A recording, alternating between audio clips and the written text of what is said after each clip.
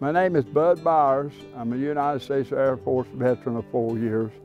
Served in the Air Force. I got out of service at the rank of a staff sergeant.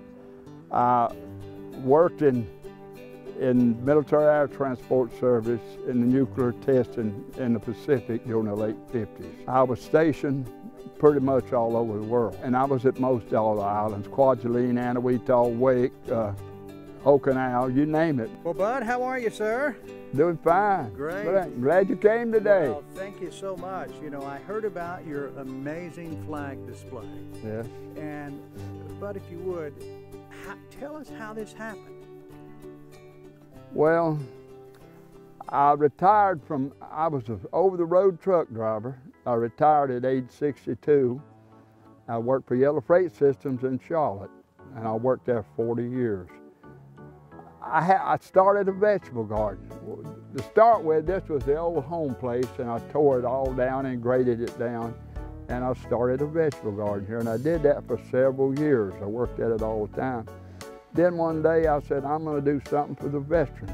So I started with just a simple flagpole, an American flag, and it just grew from there, and then people got involved and brought me flags, and I had a lot of people here in the political world, the governor and the senator, and Congressman McHenry, and I got pictures I'll show you of them being here. And I just grew and grew and grew. I just got possessed by what I did. Well, you not only have the flags, but you have these great cutouts. Tell me about those.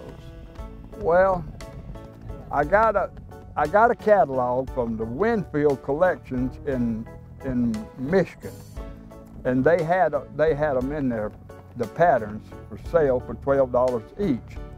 So I ordered some patterns.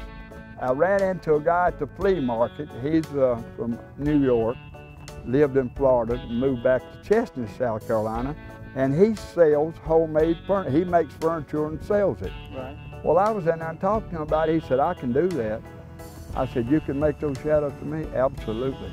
Bring me the patterns. So I took him the patterns, and he made every pattern here, except the Iwo Jima, the Marine Corps League did that. All of this has just been from your heart, from your mind. You started with the flag, and then it's just taken a life all of its own. Absolutely. And people are coming to help with it. Absolutely. And I just kept extending down. You see how I just kept going and putting out rose bushes and digging. Sometimes it was before the sun come up and late at night, and I have been known to work with the headlights on the truck. Tell me, from your perspective, from your heart, tell me what the American flag means to you. Oh, the American flag means everything to me. So when you get up in the morning and come out and you see the wind blowing like this and the flags are presented well, how does that make you feel? Oh, it makes me feel good. And I do check. If I get up at 5 in the morning, the first thing I do is get my paper, and I drive my truck down here, and I see if anything is blowed down during the night, or if anybody has taken anything that don't belong to them here. What point in your life did you join the military? And tell us a little bit about your service. Well, when I got out of high school, I knew I was facing the draft. And I applied for a job. This being a textile region, I applied for a job at the textile mill. And they said they couldn't hire me because I was of draft age, and I'd be drafted very soon, and they'd lose me. So I went to the draft board. I asked them how long it would be till I was drafted, and they said about 6 months. And they said, we reckon if you want to get it out of the way, well, you should volunteer. So I volunteered for the Air Force. I was just in between the Korean War and the Vietnam War, and I'm a veteran of the Cold War. And during the Cold War, you know, we kept B-52 bombers in the air 24 hours a day, nuclear-loaded B-52 bombers. And, you know, I guess Ronald Reagan got us out of that when we tore down the wall in Berlin. I don't know. The Cold War was over. But that's basically what I did.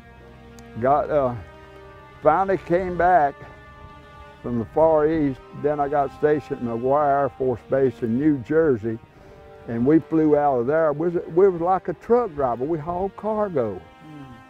And I went to all the Scandinavian countries. I went to like Goose Bay, Labrador, Harmon Air Force Base in Newfoundland, Keflavik, Iceland, and you know, Scandinavia, just hauling groceries. A lot of times it was bananas and stuff for the troops up there. They don't grow a whole lot of bananas in Iceland, you know. And fresh fruit, you know, for the troops, because they had an air base there. And we had one in Thule, Greenland, had one in Newfoundland, Halifax, Newfoundland, that's where it was at. So, you know, I just very excited. I was in, when I got married, my oldest daughter was born when I was in the military, and we had taken off from Harmon Air Force Base in Newfoundland and got airborne and headed to McGuire Air Force Base in New Jersey. The captain called back there and told me that he said, "Sergeant, you're the proud father of a baby girl." The Red Cross had called. I remember that so well. She was 2 months old before I ever got to see her. So when we landed at McGuire, the Captain Venable, he just had a flight line vehicle to pick me up as soon as we landed and took me into operation. I got called home. That's how it was. That was, you know, it was, my time in the military was really very exciting.